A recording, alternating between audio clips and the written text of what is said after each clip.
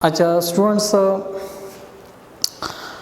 जो इक्वेशन हमने gauze law का जो डिराइव किया था, ठीक है, इसी तरह था कि total electric flux is equal to Q divide by epsilon naught. तो this is only for single point charge enclosed by a closed surface. For single point charge, ठीक है। अब इस तरह करते हैं कि किसी क्लोज बॉडी के अंदर हम n number of charge enclose करते हैं और फिर देखते हैं कि गाज़ लॉ के थ्रू हम उस फ्लक्स को किस तरह कैलकुलेट कर सकते हैं। तो अकॉर्डिंग टू योर बुक हम क्लोज सरफेस को किसी भी शेप में ले सकते हैं, ठीक है। मतलब कोई इरेगुलर शेप भी हो सकती है, रेगुलर भी हो सकती है, क्योंकि according to Gauss law flux close body की क्लोज सरफेस की शेप पर डिपेंड नहीं करती हैं, ठीक है। तो आपकी बुक में इसी तरह एक फिगर है, ठीक है।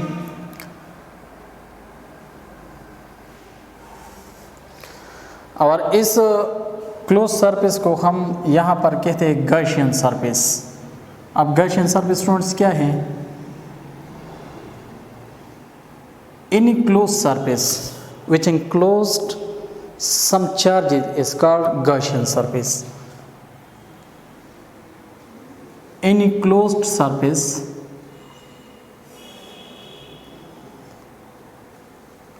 encloses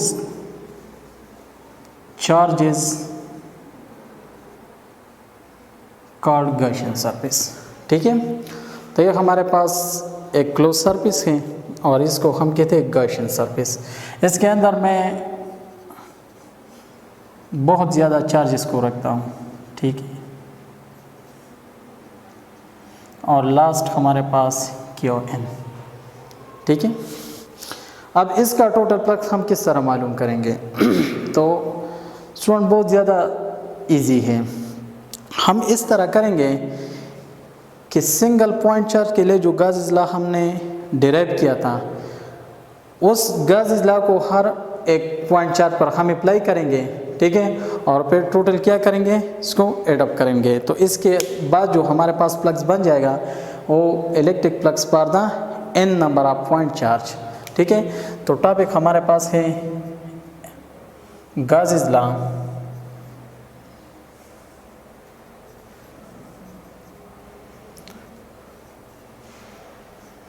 पर n नंबर ऑफ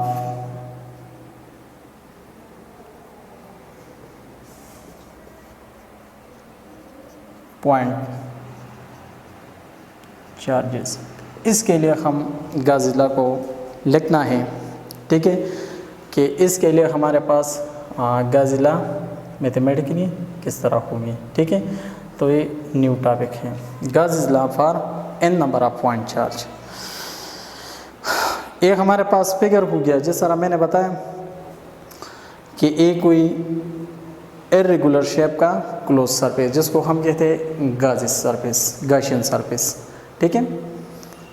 तो हम इस तरह करेंगे कि हमारे पास जो सिंगल चार्ज हैं, यहाँ पर इसको देखें, इस पर गाज़ लॉ अप्लाई करेंगे, सिंगल पॉइंट चार्ज वाला जो मैथमेटिकल फॉर्म था, इस पर अप्लाई करेंगे, इस पर अप्लाई करेंगे, इस पर अप्लाई करेंगे और इस पर, और फिर टोटल क्या करेंगे, ऐड करेंगे। तो इससे हमारे पास total electric flux by using Gauss law पर n point number of charge के लिए आ जाएगा। मिसाल पर और यहाँ पर इसके लिए मैं अप्लाई करता हूँ गाज़ लॉ डायरेक्टली, तो ये बन जाएगा Q1 divide by epsilon not, ठीक है। इस चार्ज पर अप्लाई करते हैं तो सिंपल सी बन जाएगा Q2 डिवाइड बाई एप्सिलॉन। हर एक सिंगल पॉइंट चार्ज पर गाज़ लॉ अप्लाई कर ले।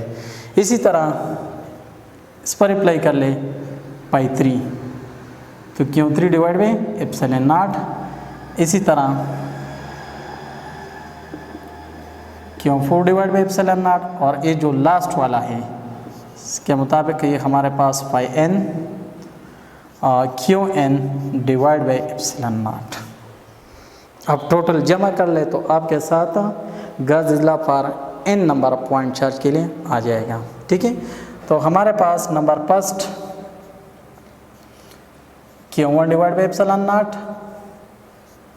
दूसरा चार्ज के लिए जो हमारे पास है गॉस लॉ पाई 2 तो Q2 divide by epsilon not. इसी तरह तीसरे के लिए अगर हम अप्लाई करते हैं तो Q3 divide by epsilon naught, और इसी तरह कंटिन्यू कर लें।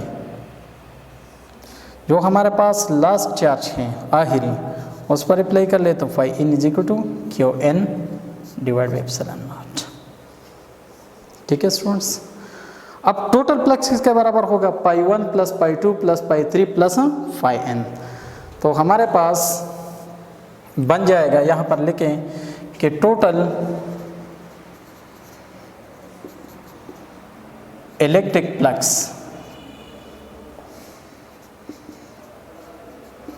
ऑफ क्लोज्ड सरफेस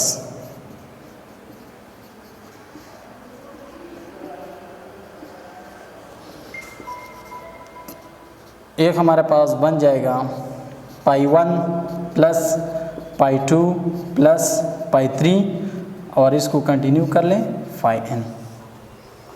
ठीक है, अब इस तरह कर ले कि इसमें वैल्यू सपोर्ट कर लें तो टोटल फ्लक्स आपके साथ ये बन जाएगा टोटल फ्लक्स। पाई 1 की वैल्यू क्या है? Q1 divide by epsilon naught. Pi 2 की value Q2 divide by epsilon naught. Pi 3 की value Q3 divide by epsilon naught, और ये जो लास्ट वाला है Qn divide by epsilon not. ठीक है, अब इससे इस तरह कर ले कि एप्सिलॉन नॉट को आप कॉमन ले तो हमारे पास टोटल फ्लक्स बन जाएगा। Total flux 1 over epsilon not को कॉमन ले और अंदर रह जाएगा Q1 plus Q2 plus Q3 और इसको कंटिन्यू कर लें Qn। ठीक है, अब स्टूडेंट्स इस वैल्यू को ऐड करना है समेशन के थ्रू। तो हमारे पास summation n start from 1 up to n, और यहाँ पर आप लिख सकते हैं Qn। ठीक है, अब इसका मतलब ये है कि Q1 plus Q2 plus Q3 is equal two plus Qn। तो अगर इस टोटल को हम जमा कर ले तो इसको हम इस एक्सप्रेशन में लिखेंगे। अब इस एक्सप्रेशन का मतलब क्या है?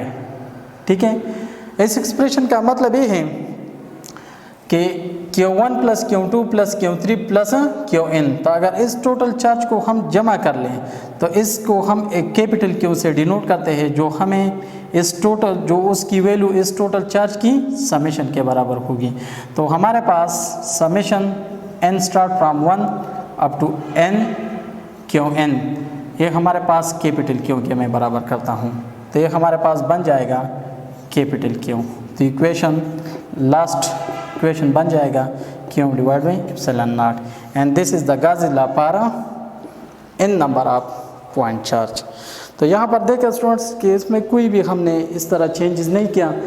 सिंगल चार्ज का जो इलेक्ट्रिक फ्लक्स था बाय यूजिंग गॉस लॉ इसको कैलकुलेट किया, फिर टोटल को जमा किया, तो समेशन जमा करने के बाद हमारे पास ये आंसर आ गया।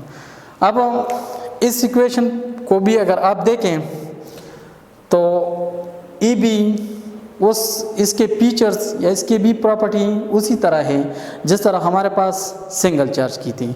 नंबर पहली बात तो ये है कि total flux is directly proportional to capital Q। दूसरी बात ये है कि flux is independent on the shape. Electric flux is independent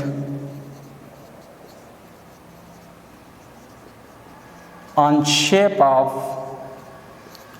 closed surface। और जो तीसरी बात है कि electric flux is independent on the position of charge. Electric flux independent on the